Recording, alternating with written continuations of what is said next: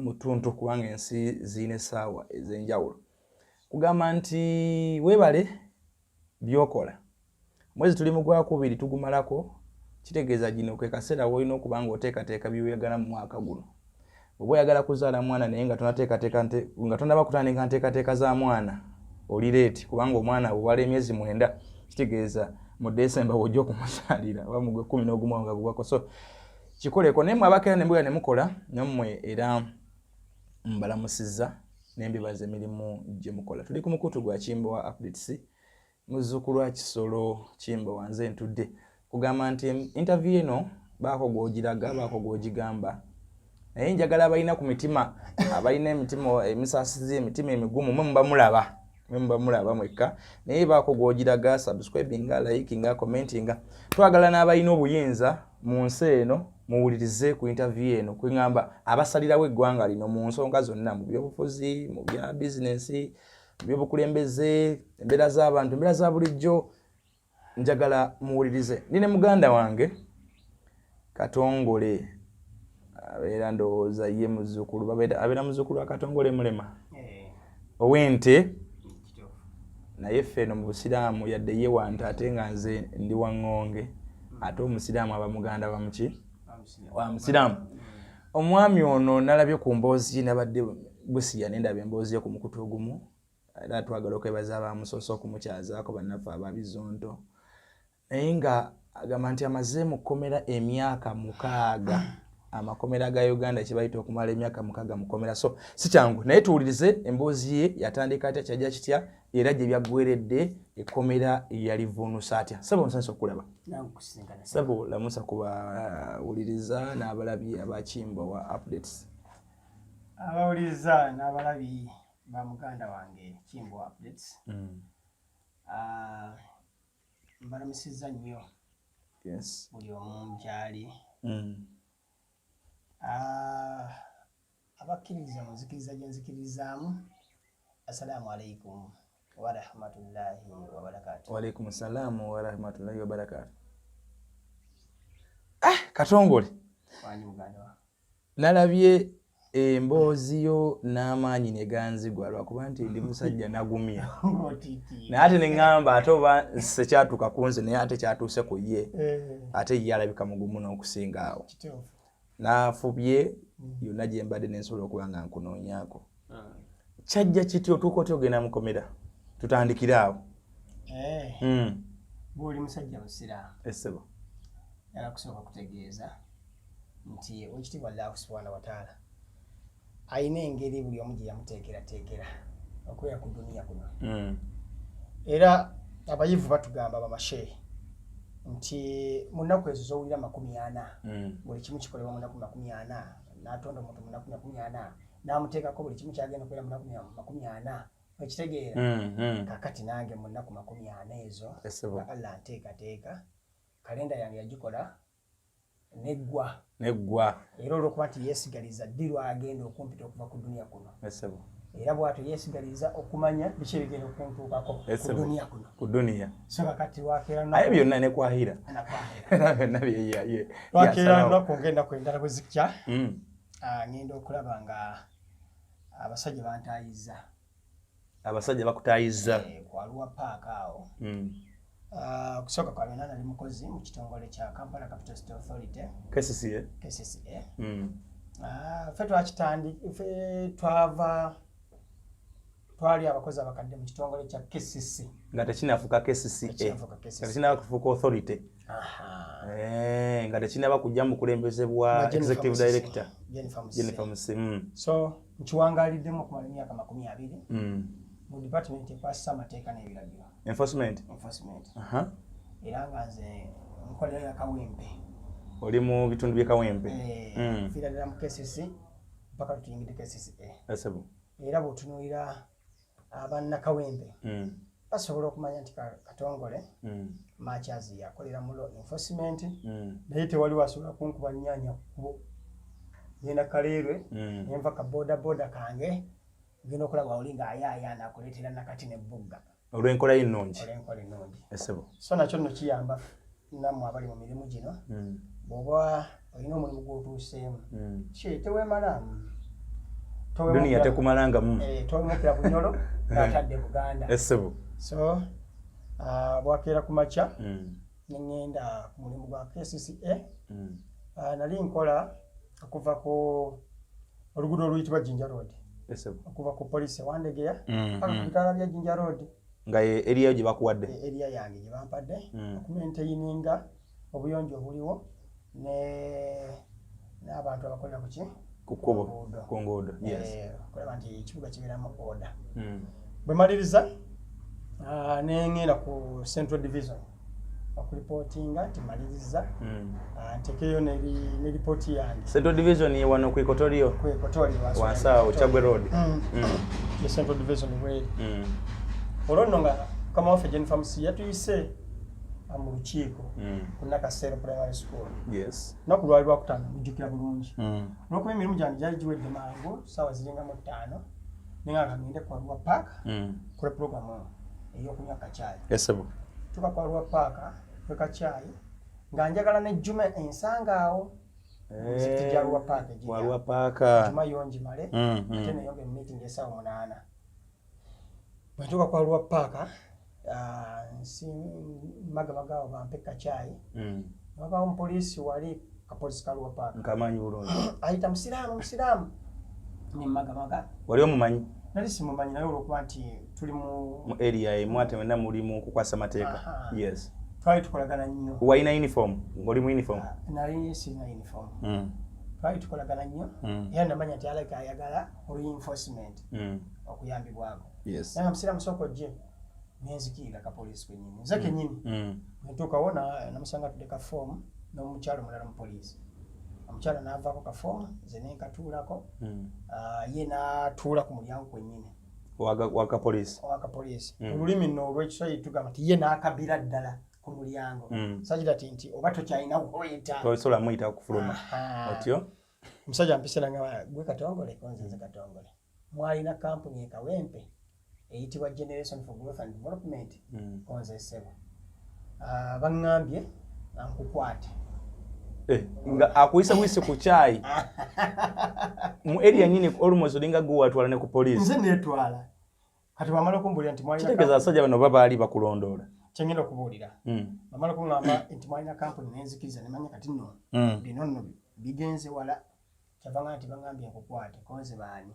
ti order nfunye kuba bakama bange aba police ekibuli esebo police ekibuli yampadde obuyinza nkukwate era wenjogerera bino oli mukwate wajjo oli mukwate nali sirina kyakola olwokuba nti amateeka nga manyi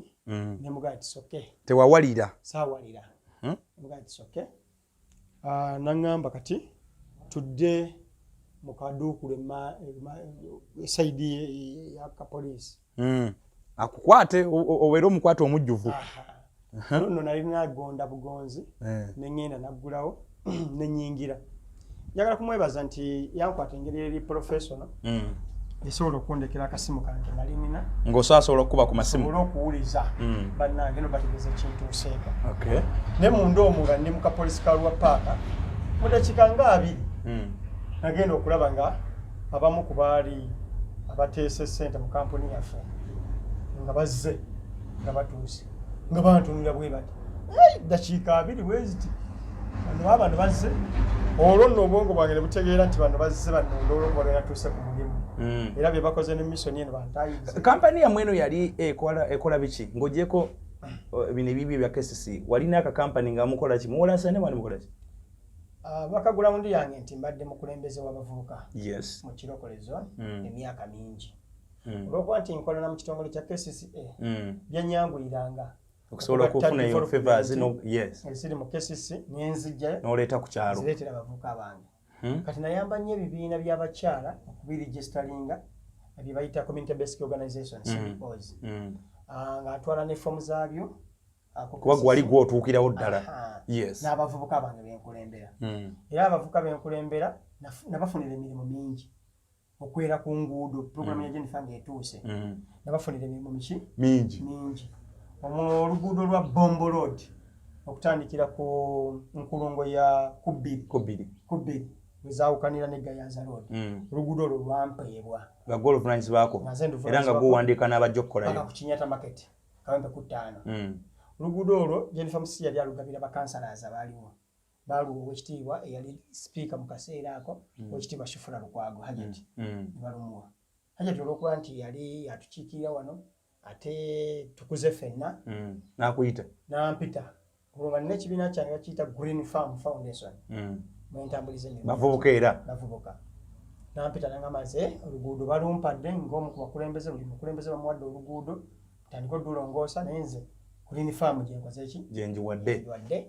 ne mwebaza nga duka mangu ku State Hall oluguudo ne balumpa enteekako abavubuka abange tandika okukola nga gobasasula kesisi yesasula jasi gobasakidde bwetwala butwazi linnya lya mukozi muteekeko balina ebipimo bye bapima omukozi anaayera mita mmeka n'ekitegeera bakozi ne tubateekayo mu KCCA nkiraba bulungi bateeka ku payroll babateese mu DFCU bank kati kagendayo paka mu bank baali awo ayoza bintu KCCA netusaki message olwo bandi awo nga n'oluguudo olulala olwa Gayaza Road nalo balwokwongedde nalo balumpadde Gayaza Road bagimpeera wano ku kidde bwayise ekitegeera ne Tula Road okutuukira ddala ene Tula mu Stensen bagimpa eyo bagiwa owekitiibwa Simon Kidandala yali deputy road mayor naye n'alukuwa naye nti tukuze naye Kawempe bisabire bulungi naga ate kakati nze nalugabawa naga Green Farm Foundation kwatira byonna tusakira baki bavubuka kati kwe kukola kampuni ne munnange avudde Dubai najja naye idea nungi atuukawo ne bamugamba nno kati omuntu ali mu bantu era asobola okubeera nga ebyenkulaakulana bitegeera bulungi bikatongola Abbas yali kyeyajja nakyo yali yeetaaga abantu yali yeetaaga ekintu ekiyamba abantu nga kitambula na biki yali azze ne capital yali talina capital naye nga alina ideas nga emugattagatta nga nze nina capital ow'abantu olina abantu era nze ndi mugagga waki w'abantu kati bampega be bamugamba kyoyo kati ne bwakuba obukubi bwati olugalo bwati abantu bakola ki bajja kumuwulira bajja kujja bwe yajja ne idea eyo nanga nti twagala kuyamba bavubuka bonna balina emirimu gye bakola egy'omu mutwe so ne mutandikirawo gamba bakola sabbooni gamba bakola biki tukuliyetingewo ekintu kimu association emu nga ebakulembera omufuna bulungi olw'oluvannyuma tukole akatale akawamu ng'omuntu abyagala abisanga waki wamu so ne mutandikirawo kyetwatuuma centralized marketing system tutandikirawo okukola kampuni gye tuyita Generation for Growth and Development era nze nenyingiza mu programu yange eya Chinalizing Uganda okufula ebintu ebya China n'obifula ebya Uganda ng'ogenda kukola kimu ebyo nze nakuguka mu kutunga nsawo ndiringa mu nsawo ez'amaliba leather products so abavubuka obajje mu kwera oyongeddeko omutindo omulala they are lucky nti bo bali eyo ate wakyaliwo demand y'abavubuka so abo bayingizaamu okutunga ensawo so ogaseko nono omusama mugatte obwongo musama jukira naye bamuzala ku kyalo wano ewange mu Kirokole wendi omukulembeze kakati ate ne kampuni nayo ntitugiteeka era ku kyalo akomyewo ku Uganda asanze gw'olina abantu omwesize mwana wa waka mwana wa ku kyalo tukuze naye so mutandika emirimu tutandika emirimu kampuni tugiregisterinze tutandika ki emirimu gitambudde bannakirokole bagenda okulaba nga kampuni yaabwe etambula bulungi Kirokola mu trading buli omu ayagala okuyaayana okugiyingira buli omu ayaayana kati waliwo ebbiina ly'abavubuka eriri mu Kirokola mu trading center baliyita Kivuliya group Kivuliya babbi oyinza okukitwala bwotyo twala bwegamba nti ebbiina ly'abavubuka lirina emivigize gyabyo basuula bakuba matatu basiba banywanjaga poliisi bakutte eremereddwa ne gavumenti eno era Kivuliya group yali egirina mu reedi yaayo abantu abo nembagamba being nti nze mukulembeze wamuti mukkiriza ate tukkirire wali mu kampuni tukole yadde byala ne munalwawo kubiyiga naye waliwo ate emirimu gy'okutambuza ensawo zino namuzitwala mu butale obwa Mubuulo ensawo emanja okuweerako company price ku mutwalo gitunde gumu 3 gweyirireko 3 gyokoma okutunda ensawo ennyingi gyokoma okuteeka sente muki so gwe n'otandika nga ozitunga nga nabannange batambuza mu katale era kyakola buki bulungi kikola bulungi Kawempe bano abavubuka bayitanga bakata omusege ekyo nakyo kigurupu kirala omusege weeri Kasolo gurupu nayo weeri ne Kivuliya gurupu weeri ebibiina biri mu Kawempe so ne mutandika okukola netandika okukola bakyetabamu bulungi era nekikwatayo era nekifuna n'abayizi bangiko ndaba mutandisa okukola entabwe evaawo emberebe zevaawo era waliwo ne TVM eyajja netukwata ku mukono netutambuza bulungi TV y'Obwakabaka BBS Telefina 216 era netuyingira n'omwoleso kwa BBS Telefina Pewosa CBS Pewosa yali wankulukuku netucyankalanya eyo buli muntu ng'alabira ddala Chinalizing Uganda bano abasajja bakola nfuna bulungi era kyetwakola eyo twafuna abantu bayitirivu obuki n'omulimu gwe gwa KCC nga gukyaliyo ate nkeera bukezi mu KCC nenkubira olwokuba kimanyi nti eno bankozesa nfuna bulungi olina baayo nina n'akasaidi gundi kange akalala so munnange bwe yalaba nga tufunye demand nyingi abantu abagala ebintu byaffe nga capital tulina muki mutono kyava yatuula n'ayiiya n'aleeta mu kibayita investment club mu company investment nga mugenda gula mu migabo ebintu bino zengeri gyeri wansi eri ku kibaate Bugerere bimu sibitegeera bulungi kati yaleeta investment club kitegeeza omuntu oguze omugabo mu company ya GGD Generation for Growth and Development goleeta mu bulesi kakaddeko kalamba ka sente n'otuula waka ffe ne tukola ensawo ne tutwala ne tutunda olw'omukaga ne tukusindikira amagoba ekyo n'agenda n'akiranga ku TV n'akiranga ku radio nekikola abantu ne bapikinga interest ne baleeta sente zaabwe okay bazireeta naye nga production tufulumya ntonotono naye nga ate abantu baleeta baleeta ki sente lwaki tufulumya ntonotono tetunaba kufuna nnyo butale bungi tutwala production yaffe mukyaguza abantu abali around n'okutwala mu kikuubo yes waliwo n'omusajja yali atuwadde contract nga wa Congo Bakongo abo balina ebitengi byabwe babireeta n'atuwa colors z'ebitengi byonna ffe ne tutungamu ensawo tuzizaayo kakati munnange olw'okuba nti abantu bayiwa sente zaabwe mu bungi kati tutandika okuyiiya ezimu tuziinvestinge mu project ki zisobole okuzaayo amagoba g'abainvesita baffe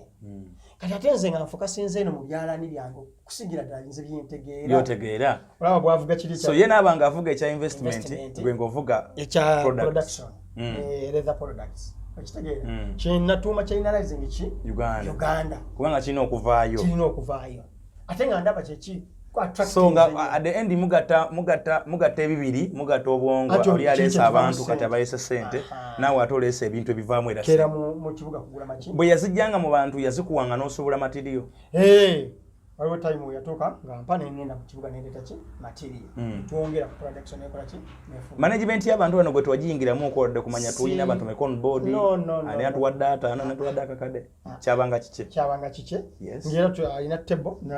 n'abakyala abatuyambako awo nange nina ebyange bigenda muki amaaso so nsuubira wajjira obuki obuzibu nze ndowooza buli kimu kitambula buki bulungi kati munnange muba mukola ate mulimu era abafere abakolera munnaku y'abantu kuba mu masanyu g'abantu mukwebuuza ennyo twagala kunoonya ate wetuinvestinga sente endala tegiragana kwe kujjayo mugezigezi eyagala nti agenda ku bamutwala mu diiru ya gold mwaliye mumanyi ani oyo omugezigezi alaamu bannaba musajja muwalabu simulabanga olwo atwala gwe ne munoono ono munnange ali ku tebo eri gwe batwala mu golodi bamuleetedde program kakati kuyingira golodi afuna kiki kiralu ngenza okuva eri ewaffe Bugerere ntegeera nnyaanya mboga na nanansi ne bondetera golodi n'omusuula waze mbuuka mubuuke abantu bebugerere tubatumiddeko abantu b'ebbaale abantu b'ekitatya abantu b'ekayonza abantu b'enazigo abantu eriya zange ezo ab'ensimba mu kibaati ezo eriya zange ezo waffe kirindi tuliyo mu nsiko ddala ku nnyanja mu kibira so muno olwo akwabulira agenda mu golodi munanga picking amangu interest ate jukira ne level erinye center zalimu awo ayogeza malala atambuza malala ngera bumanye bya business tukya coordinating buki bulungi olwo afunye bayigezi banne bannakibuga banne bayingira golodi bamutwale ye Masake wamuwawu mwasooka mukuba kuba mukaawo so ekitoga golodi yamusobola nako yagenda wamuwunga bamuga nti yomu kubasuubuzi baki golodi kitegeera mwawuna mugamba iteeka wano tunalaba mwawuna aitwa musanga luzira nga naye mukwata ku nsonga zezimu yamukuba ono naloza muwala aliweerwa gwanga adogola basi omusajja ono nava mukomera gyo aseka naye ava mukomera amaze emyaka egiwerako so sente z'abantu ezikubibwa mu kolodi wala bwoli gwe baleeta nti investor nabba sente zaki ez'abantu era ye n'abula ye munna abulirawo olwo nga bamubyeko sente munnange bwamubbako sente atandika okupanikinga olwokuba nti yali atwala abantu e Dubai nga alinayo bannyini e Dubai kati nga alina ne kampuni gyakuyetinzeewo etwala abaana ku kyeyo yadduka mangu nayabulira eggwanga n'alukulekamu naye nga tayabulidde mu mbeera mbi addusa anoonye contract adde azibikire ki ebituli bino abantu abawe sente zaabwe so mu kugenda kwe yasigala kampani yene ey'amaliba leather products akyagiwa ffe tutambuza ekyatambula era teyatusiibula yayitamu buyisi ng'era omuntu waga nti kakati kanene enzaaze mu kino kipuresingi kiriwa nga ye akitegere nti bamaze mukuba sente z'abantu bazikoze ki ritaani ene every Saturday atakyasobola kukola ki kuddayo kwe kudduka agenda afune contract z'abaana abawala by that time abana bawala abagenda okukola bwa maid so you know agenda bwagenda ngenda okuwulira ng'abantu batandisa okumuyiga yali ajjeko sente bagamba simu zete ziriiko biki bamutwakinga kumbe musajja wattu naye kyagenzeeko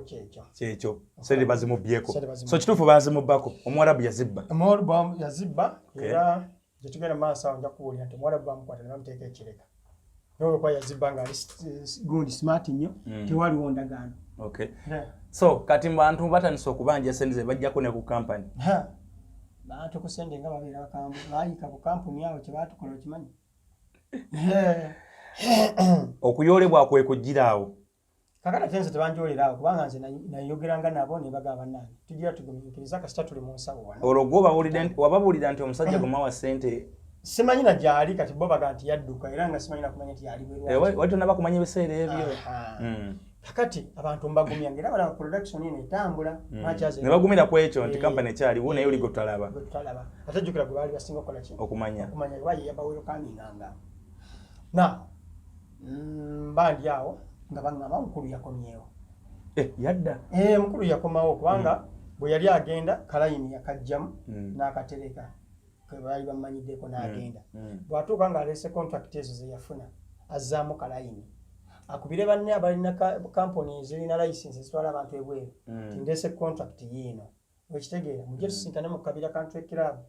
ekitegeera bano abamunoonya bafuna bu messages simwezeko ne bawulira byayogera bo be baasookayo mu kabira simanya country in simanya country club ekitegeera batuuka wali omusajja alinda bali agenda okulaba gamuyodde bamukuba ku Jinja Road mawulire ngafuna nti muno bamukutte bamukwatiddewa agenda kunnyonnyola bintu bye byabaddemu ate nze mbadde n'abantu wano bannyonnyodde bakuulinze bakyazi bakola waawo obuzibu waali wamanyi ofiisi bagikubye bakoze eki naye nengeza bakola ki okubakakanya kati naze kukakana omutima timunanga akoze eki akomyewo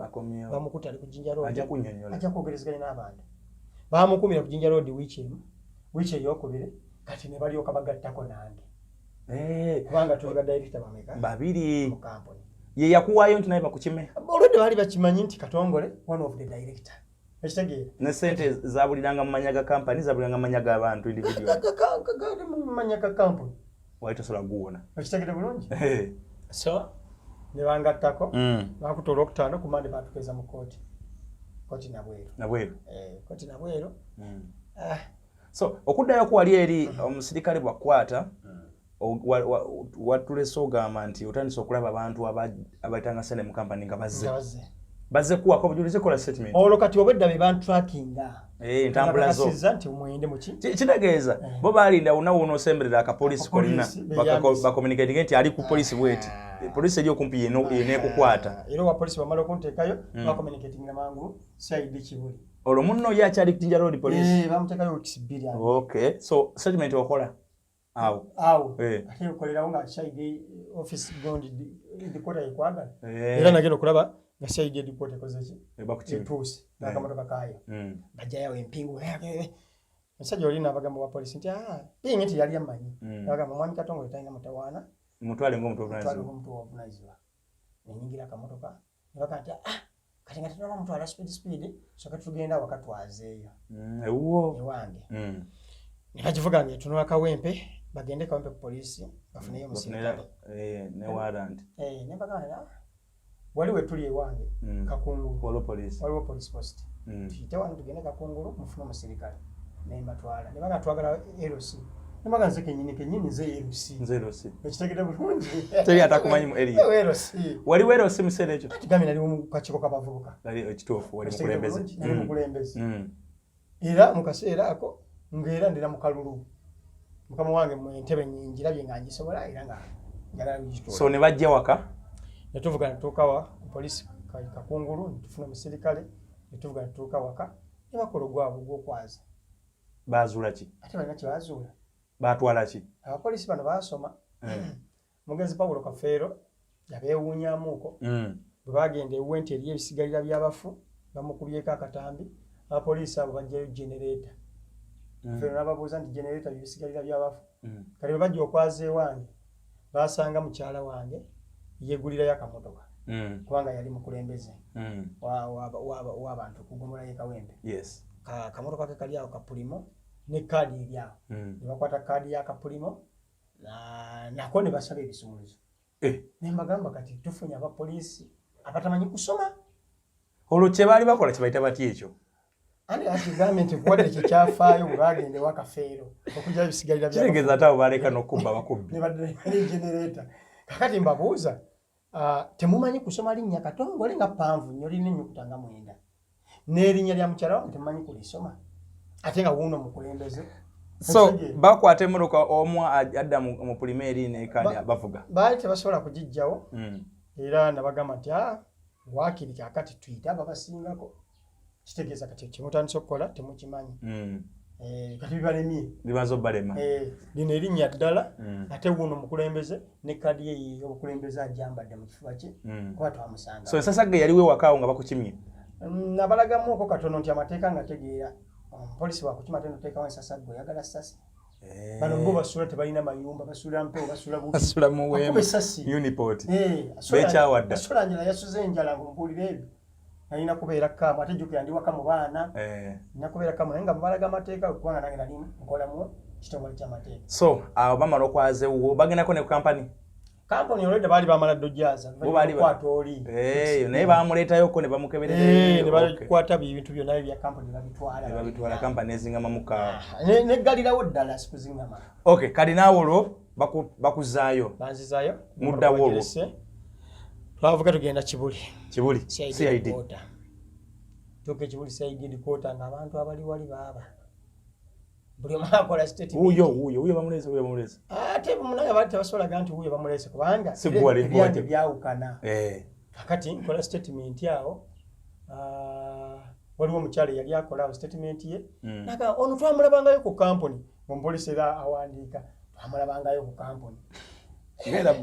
omulimu gwabwe statement eggwa atumaliriza aŋŋamba signinga ngamba wayi sooka onsomeremu nkaawo byonsomesezza byonsayiningisa ngenda okuwulira nga mulimu ekigambo ky'omukyalo oli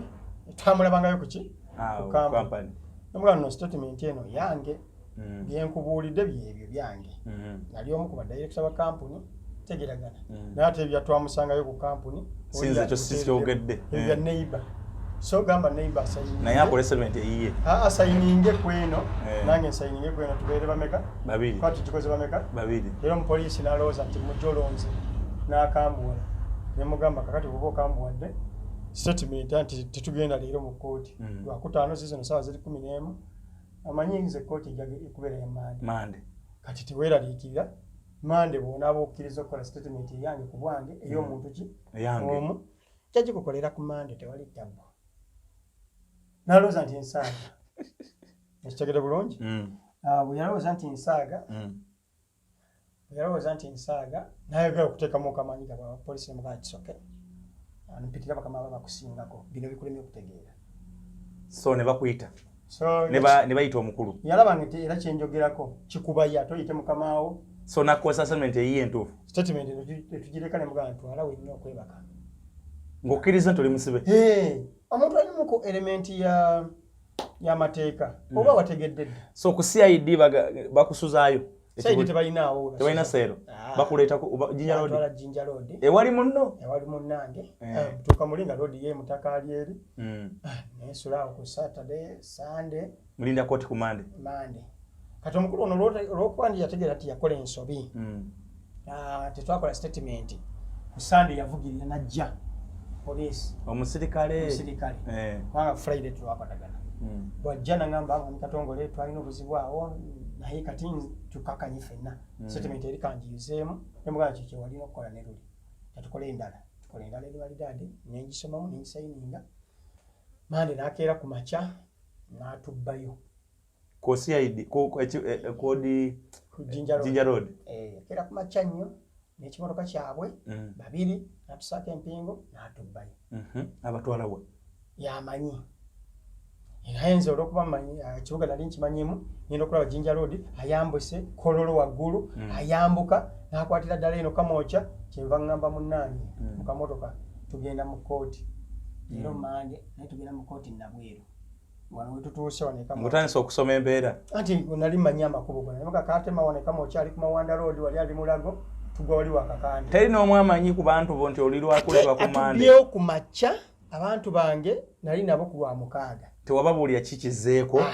atubbawo ku maca nnyo ssaawa ng'emu tebaatuganya natubala ku paledi yaabwe n'atubbawo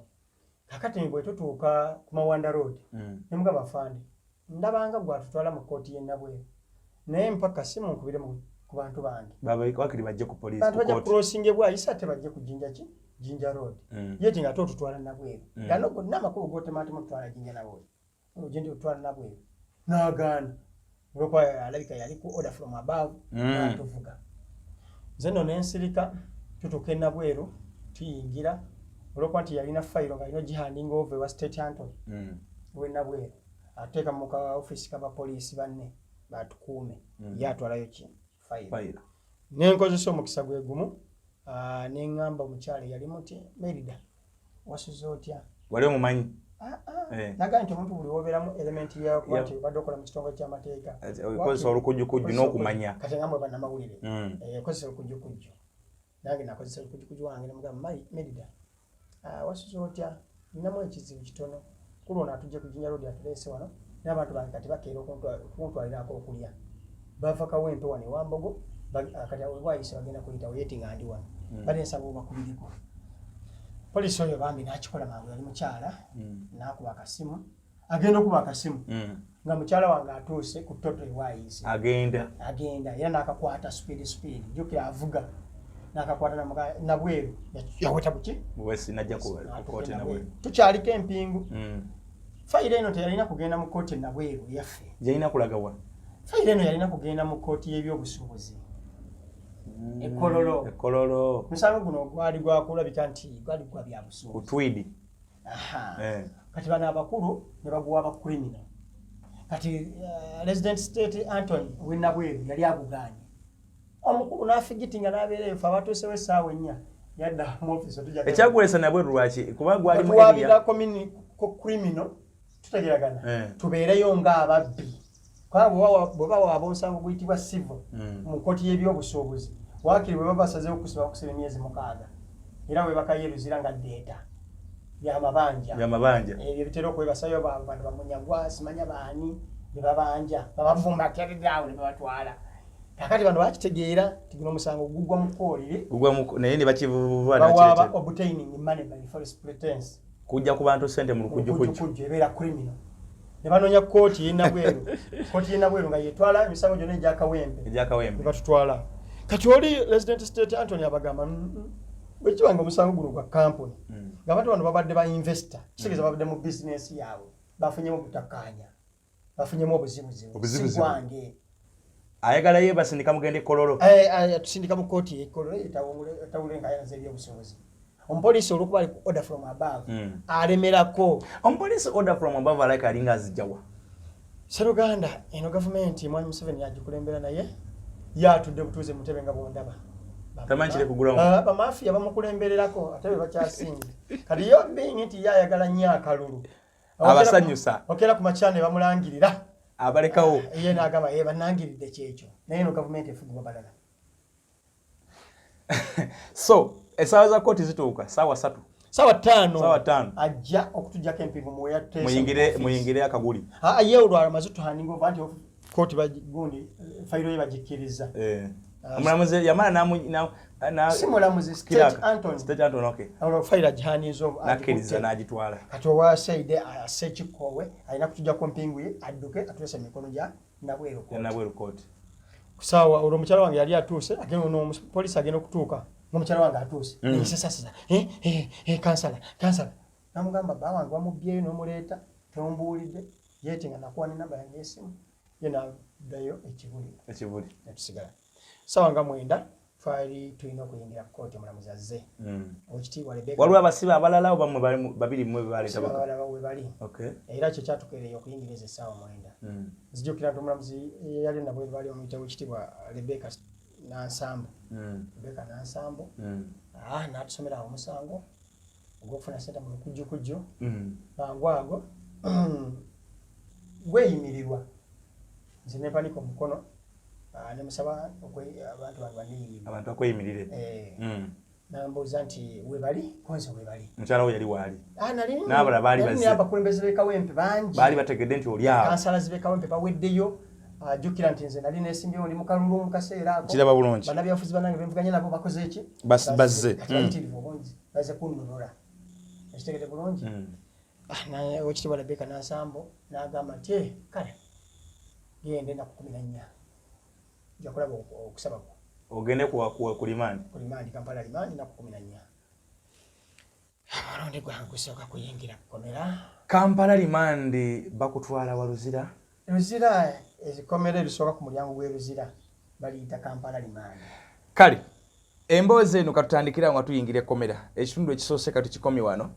fuba okulaba ng'olaba ekitundu ekyokubiri tolaba ekitundu kyakubiri kyokka nga tolaba ekitundu kisooka. Katongole ono bwe batu bwe bamuyingiza ekkomera mu ngeri njagamba nti omusango bali bataddeko golukujjukujju ate naye poliisi yakozesa lukujjukujju omuyingizaayo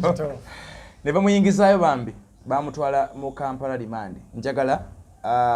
tukwatagane mu kitundu ekyokubiri subscribinga likinga sharinga baako gw'otegeeza embo